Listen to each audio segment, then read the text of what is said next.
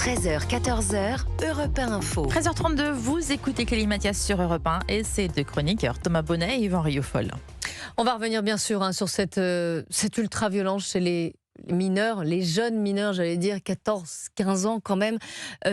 On se souvient bien sûr de ce qui s'est passé, on en parlait la semaine dernière sur Europe 1, ce jeune Théo qui a été agressé dans le quartier de Gerland à Lyon. Et puis on a appris, vous avez entendu son père ce matin qui témoignait, Ethan agressé par une même bande de jeunes quelques mois avant, un mois avant je crois, Théo, à Lyon, dans ce quartier de Gerland aussi.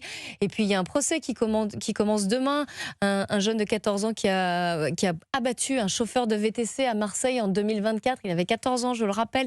14 ans, c'est aussi l'âge de ce jeune homme qui a poignardé sa professeure dans une classe. La semaine dernière, elle va un peu mieux, mais je crois qu'elle est toujours dans un état quand même préoccupant.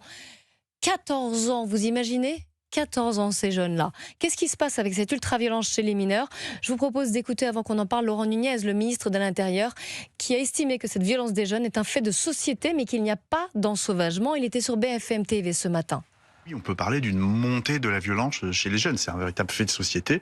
Moi, je n'utilise pas le mot d'ensauvagement. Voilà, il y a une montée de la violence. Prédécesseur. Il y a une montée de la violence des jeunes. Il y a une action répressive qui est menée. L'excuse de minorité interroge. Est-ce que vous estimez malgré tout qu'il faut ouvrir cette question et se poser la question de l'excuse de minorité ? Bien sûr. Ça veut dire aussi envisager de la supprimer. Mais bien sûr qu'il faut envisager. Moi, je vous parle à titre personnel. Je ne vais pas parler à la place du garde des Sceaux. Quand vous voyez le nombre de mineurs qui sont impliqués dans des faits graves, évidemment qu'il faut se poser la question. Évidemment.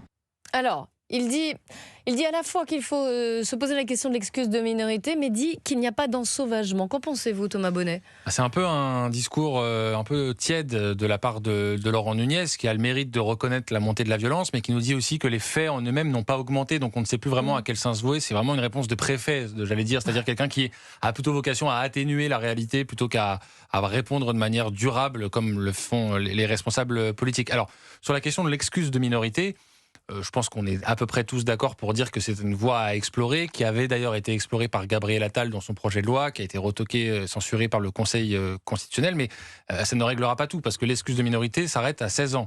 Donc ça ne concernera pas les jeunes de 14 ans dont vous venez de faire mention.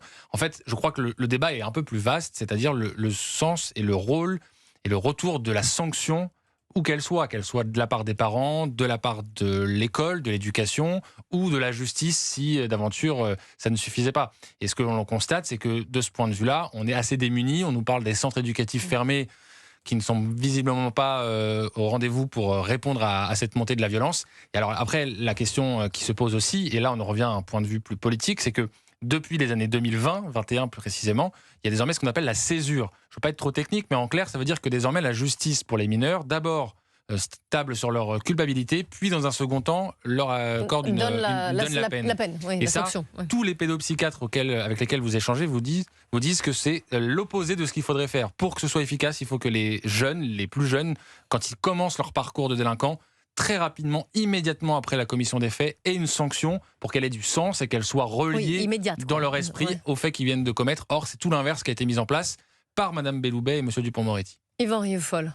Moi, je m'étonne des propos du ministre de l'Intérieur disant qu'il ne voyait pas d'ensauvagement. Non seulement il y a un ensauvagement, mais il me semble qu'on arrive maintenant au temps de la barbarie. Ce n'est pas simplement un fait de société, comme le dit M. Nunez, mais ça me paraît être un fait politique. Et d'ailleurs, il y a quelque chose qui me choque terriblement dans la manière dont on relate aujourd'hui ces faits-là, c'est qu'il y a une grande omerta, un grand non-dit sur le profil de ces jeunes. Vous-même avez parlé de jeunes, enfin bon, ces jeunes, on a compris maintenant d'où ils venaient. Ces jeunes viennent de la contre-société. Donc, c'est d'abord ceci qu'il faut analyser. Quelle est la culture qui est portée par cette contre-société-là ? Une culture, en effet, d'une hyper-violence, qui n'est pas celle de la culture nationale. Je reconnais qu'il y a un effondrement de l'autorité également d'une manière plus générale, mais si l'on veut analyser quelle est cette violence extrême, cette violence orange mécanique qui est portée par ces jeunes, par euphémisme, il faut quand même se demander pourquoi est-ce qu'en effet, cette violence s'en prend d'abord à l'école quand il s'agit de poignarder par exemple un professeur et de voir ce que représente l'école pour cette jeunesse-là, pour cette jeunesse de cette contre-société,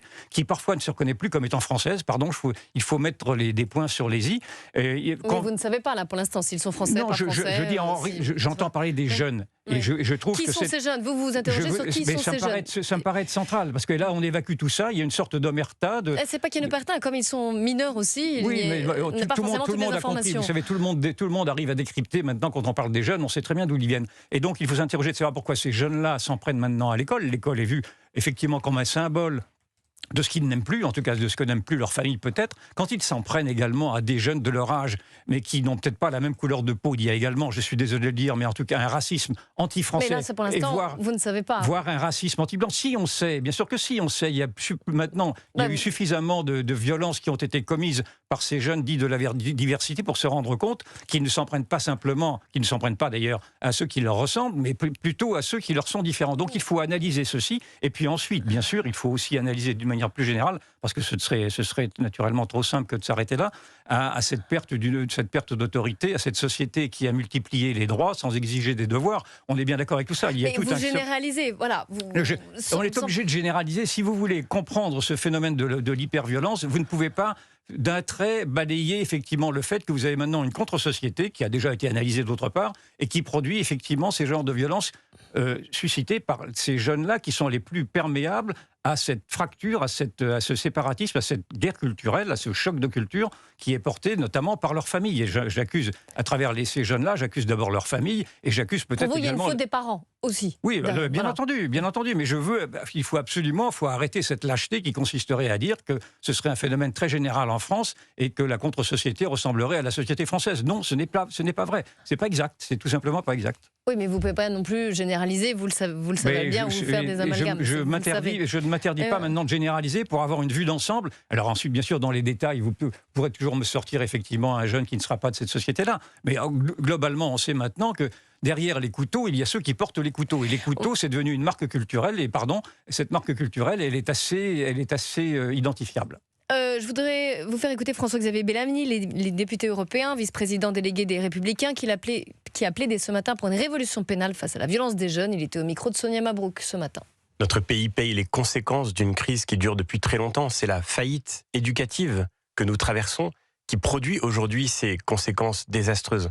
Aujourd'hui, malheureusement, rien n'a été fait pour reconstruire notre école, pour reconstruire l'autorité, et nous voyons à quel point cela se paye d'une violence totalement débridée. Il faut une révolution pénale parce que la première cause de la pédagogie, la première manière d'apprendre à un enfant, à un jeune, la gravité de ce qu'il fait, c'est d'abord la réalité d'une sanction. Et aujourd'hui, l'absence de sanction, l'absence de conséquences encourage cette spirale de la violence.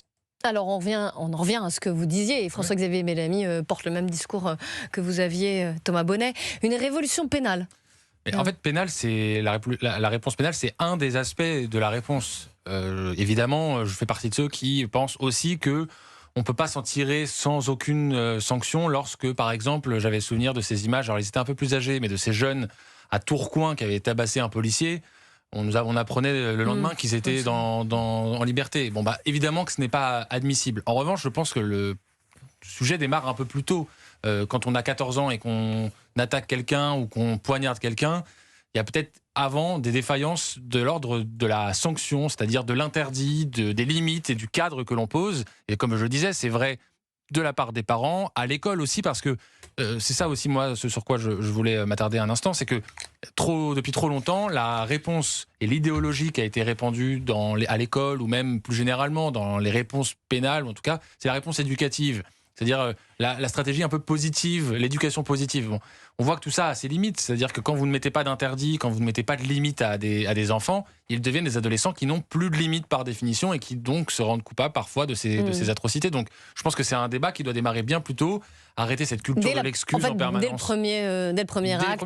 Vous avez vu cette image, cette information? On a découvert qu'un enfant de 7 ans était allé à l'école avec un couteau, menaçait son directeur. Bon, effectivement, si on ne pose pas là tout de suite des interdits très fermes, très forts, je pense qu'on s'expose par la suite à ce que cet enfant devienne un délinquant. Oui, mais vous l'avez dit, je pense que nous payons aujourd'hui une société plus généralement sans limite, une société capricieuse, une société qui a fait des droits individuels, des exigences, et qui vous permet aujourd'hui, si vous voulez être une femme alors que vous êtes un homme, de dire que vous êtes une femme ou un homme, etc. Et de cette société-là, qui n'a plus aucune limite dans une sorte d'homme-dieu, cela produit également, de la part des plus faibles et des enfants qui ont été élevés dans cette absence d'autorité à l'école, dans la société et dans leur famille, cela produit également ces esprits qui ne supportent plus la moindre contrariété, la moindre contrainte, et qui ne sont complètement désinhibés au point même de ne plus voir, de ne plus avoir à respecter ce qu'est l'élémentaire vie humaine. Et donc, encore une fois, naturellement, il faut un choc d'autorité, il faut tout ceci, mais il faut revoir tout ce système qui a abandonné l'autorité, à commencer par l'autorité d'État, l'autorité publique, jusqu'à dans toutes ses déclinaisons. Le ruissellement, il commence par là. Et quand je vois que le président de la République envisage désormais, pourquoi pas, d'interdire les jeux vidéo, je pense qu'on est encore une fois à côté du sujet. Il ne s'agit pas de dire qu'il n'y a pas du tout d'impact des écrans sur les adolescents. C'est indéniable. Les réseaux sociaux ont profondément modifié leur comportement. Donc l'interdiction est plutôt louable de ce point de vue-là. Et là, quand j'entends qu'on va désormais mener une enquête, une étude pour voir l'impact des jeux vidéo sur les adolescents, j'ai un âge où j'ai grandi avec les jeux vidéo, parfois pas les jeux vidéo auxquels j'avais le droit de jouer, je l'admets à ce micro ce midi. J'espère que vos parents vous écoutent, j'espère qu'ils comme ça. Mais ça fait pas de moi un délinquant. Je veux dire que ça peut faire partie des pistes à explorer, mais c'est un des aspects du problème. Mais il faut d'abord avoir un terreau délinquant pour... Bien sûr, il faut aller à la source. Et la source, c'est une société qui, à tout point de vue, a perdu le contrôle. Elle a perdu le contrôle de tout, à commencer par l'État régalien lui-même, qui ne contrôle plus rien de ce qu'il devait contrôler. Et on peut le décliner sur les familles. On va marquer une courte pause et puis on reviendra ensemble. On va parler de ce code de bonne conduite pour les musulmans qui a été publié par la Grande Mosquée de Paris. On en débattra avec vous deux, Thomas Bonnet, Yvan Rioufol. À tout de suite dans Europe 1 Info. Il est 13h43, excellent après-midi avec Clélie Mathias sur Europe 1. 13h, 14h, Europe 1 Info.